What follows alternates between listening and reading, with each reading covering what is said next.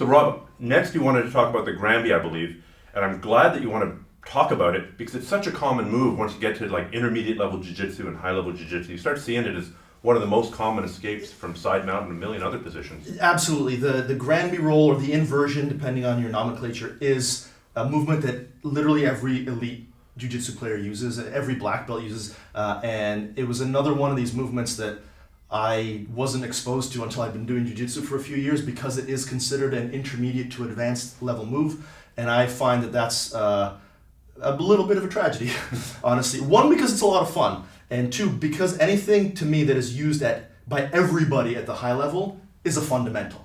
And so like I teach this movement in the intro session that I make everybody attend before they attend classes at my academy.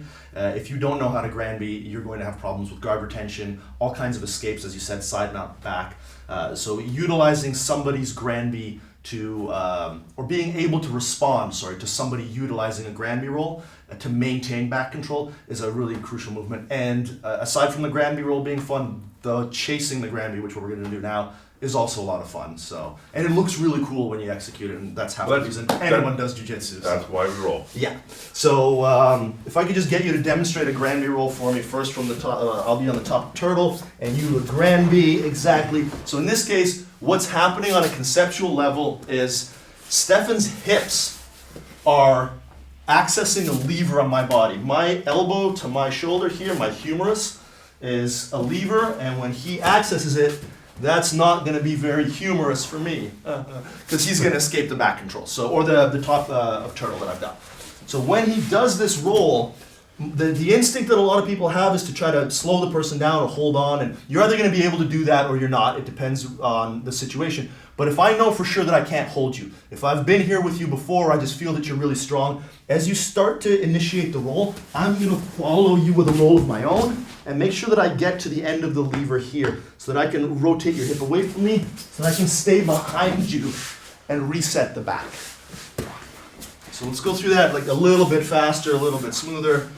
I got to the top of turtle, you roll, I roll, reset the back, and there we go. How are you staying close to me? Right. You're not just doing a somersault next to me. Right, so I'm going to explain the mechanics of this. We talked about chest to back connection, and we talked about chest to hip connection. This is a little bit in between. This is hip to hip connection. So if we can go through this one more time, and this time we'll go really slowly.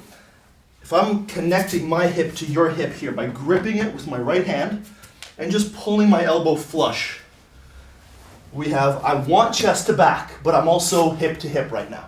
So right now I have chest to back connection. As you start to roll, I'm only going to have hip to hip connection. I've lost chest to back connection. If I were to try to roll with you to maintain chest to back connection, you would escape or you would crush my head if I had chosen to stay down there, which I'm glad I didn't do.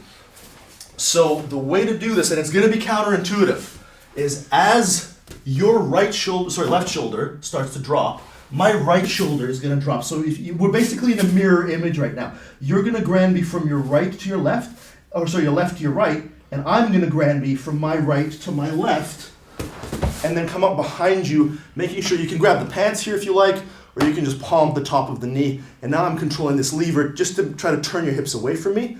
I'm going to technical stand up, part way, sliding my knee in behind, going to my seatbelt and resetting. Or if we get to here and you just manage to force your back to the mat quickly, then at least I've passed your guard again and reset my side control.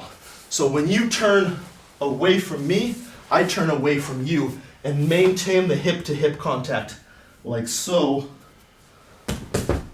And then end up again in a position to perform a technical stand-up and to access the lever to your hip. If it's a rather symmetrical position in the beginning, Rob, hip to hip, we're both looking away, why do you win and why do I lose? Because I have lever control at the end. So, that's a very good question. So if we start here and you start to roll, because I got to the lever and because my hand was holding your hip, which prevented you from being able to rotate all the way away or turn all the way back into me, I have the hip and the lever to your hip. That's one of the concepts that we talked about in the earlier volume. The person who has the hip and the lever to the hip is going to be able to control guard passes, sweeps, Any number of techniques in jiu-jitsu depend on the principle of control of the hip and the lever to your hip. So the movement was even, but the control scheme, which is hip and lever control, was 100% in my favor. Okay. Just say no to the Granby. There you go. And it is important to note when you're chasing the Granby that this is something that you do when you don't have seatbelt or chest to back control. The movement that we went through earlier, the barrel roll, was dependent on having good chest to back control and a seatbelt. This movement is one that you want to perform when you've lost chest to back control because someone has initiated a Granby.